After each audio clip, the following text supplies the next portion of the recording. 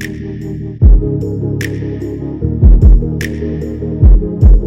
everyone, welcome to another week here at EKKLESIA. We are at the end of our Mental Health Awareness Month. For today's service, we've got a special conversation. If you haven't seen it already on our social media, we are going to be interviewing our youth. That's right, we handpicked a couple of our young people to talk about mental health, to understand their perspective on it and see what they've been going through, if they know people that have gone through it, and really get some insight into mental health as a young person. As many of you know, many of the challenges young people face are fundamentally different than what we face in different generations.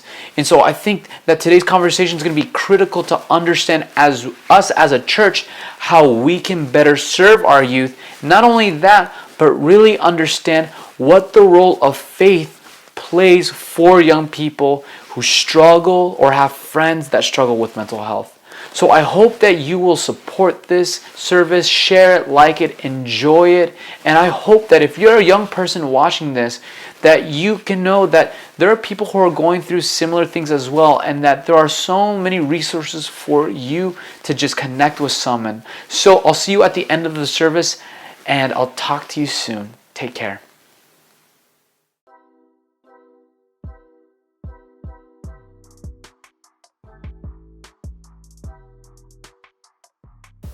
My name is Samantha. I am 16 years old. I'm a sophomore in high school, and I love to play sports. My name is Caleb Thomas, and I'm 16 years old, and I'm in 11th grade at La Sierra Academy. One of the things that I like to do to pass time is play sports. That's one of my hobbies. Hello everyone, my name is Ivan Bermudez. I am 14 years old, and I am in the 9th grade, and I attend La Sierra Academy, which is a school in, you guessed it, La Sierra. Hi, my name's Yulissa. I'm 14 years old. I'm in 9th grade. I go to La Sierra Academy, and I like to sing.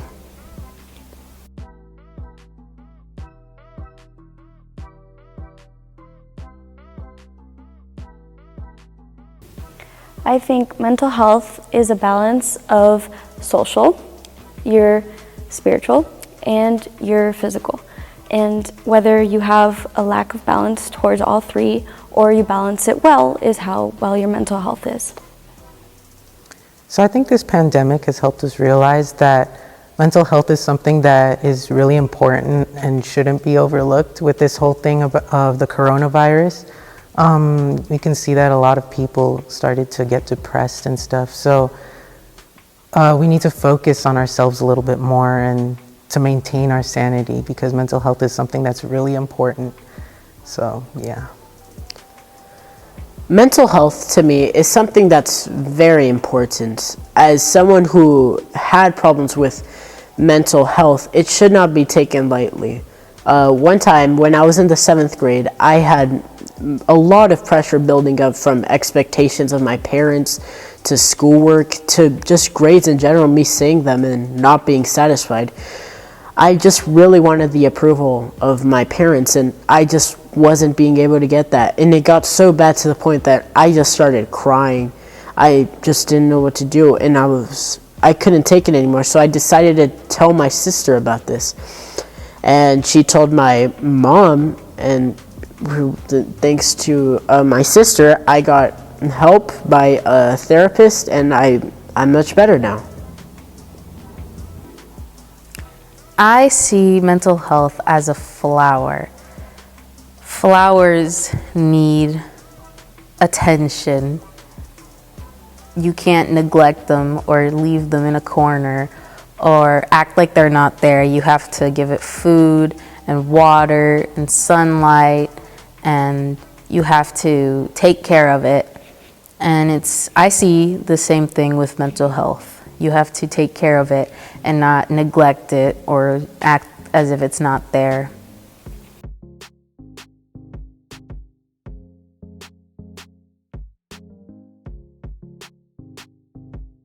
I have a friend personally. She was bullied for quite a while, and that made her have a lot of self-esteem issues and a lot of anxiety. And I feel like me personally, she always brought herself down. And with that experience, I just wanted to make her feel better, but the only person that could really help you is yourself. So that was really something that I experienced with it. So yeah, I have seen people who struggle with mental health challenges. Like, it's hard, you don't know what to do, because sometimes they try to hide those feelings away from everyone because they're embarrassed about it, and you want to help them, but you don't want to get inside their bubble. So it's something hard to see people around you who are suffering from these challenges. So yeah, I've seen it around me, and sometimes I don't really know what to do to help those people. I have had friends that had struggles with mental health challenges. I had this one friend that just by staring at him for 5 seconds, you could tell something was off about him. From his normal happy self, he seemed more serious. He just didn't want to interact with people as much. So one day, my friend and I, we were just hanging out, and then he just started crying out of nowhere. I asked him what's wrong. He really did not want to tell me, but after I kept on insisting, he ended up telling me, and I told him the problems I had in my past, and I called him during that whole entire week, and he eventually got better because I was able to help him out. So yeah. I have at school, I had a friend who was going through rough times, and I didn't know until I took it upon myself to ask and check up on that person and say, how are you, like, with your mental health? And they told me that they weren't actually doing good and they were struggling. So then I regularly checked up on them ever since. So.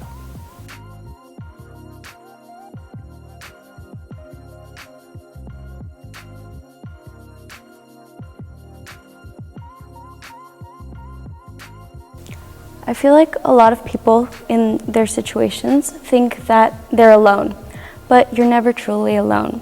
You have God, and God, whether you have Him physically here or not, He is still listening to you. You can pray. He will always help you through your situations, I believe. Yeah, you probably shouldn't keep negative feelings pent up inside of you. You need to let go of those feelings. You can help that out by looking for a trusted friend or seeking help from like a parent or a teacher or a pastor, because those people can probably help lead you to like someone who can like help you a little bit more, like a therapist or a psychologist, because the last thing you want is those negative feelings to come out through actions. Although I agree with going to a therapist, somewhere I go to, what I do more to say when I'm just not feeling the best is that I write everything down in a paper that happened that day in full detail, most specific stuff as possible. Once I wrote that down, it felt like I just blew off some steam from that, and I just crumble it up and throw it away, and then it's not taken on nobody. Another thing I do is I go on walks, and then I just grumble or talk to myself the whole entire way about what happened that day, what I could have done, what I didn't think was just, and those stuff like that. It's much better to tell someone about your feelings than to keep it to yourself, because if you keep it to yourself, it's going to keep building up until you can't take it anymore. Rather than if you tell someone, then you feel that sort of weight lifted off your shoulders, and that maybe you can get help so that you can feel better altogether.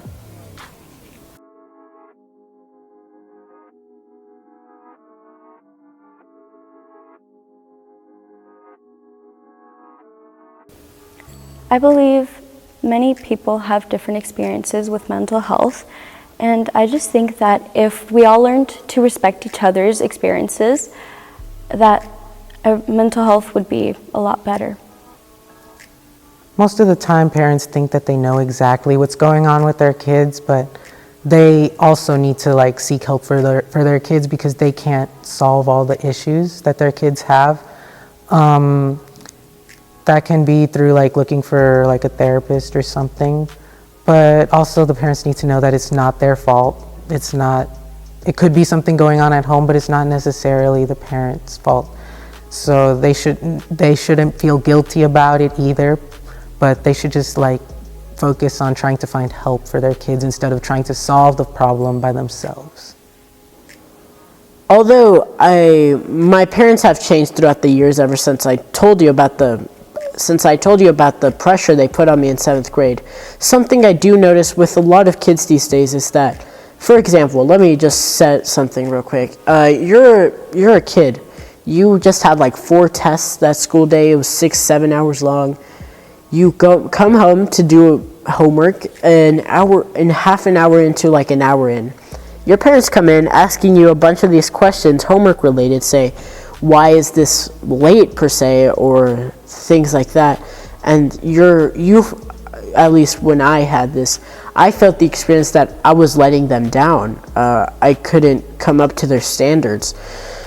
So what I'm trying to say is that although parents do want what's best for kids, I do agree with that they should step down a little bit, just a little bit, and then just help out the kid if you can see that he or she is struggling. I think that we live in a completely different generation and era than they did when they were teenagers. And so teenagers today tend to want people to ask us how we're doing because we don't really like to talk about mental health, specifically ours, straight up. So if our parents would check up on us like regularly or once in a while, just to be like, hey, how are you doing, like with your mental health, and like, are you having trouble, are you stressed? So yeah, I think that because we live in a different generation, obviously everything's different. So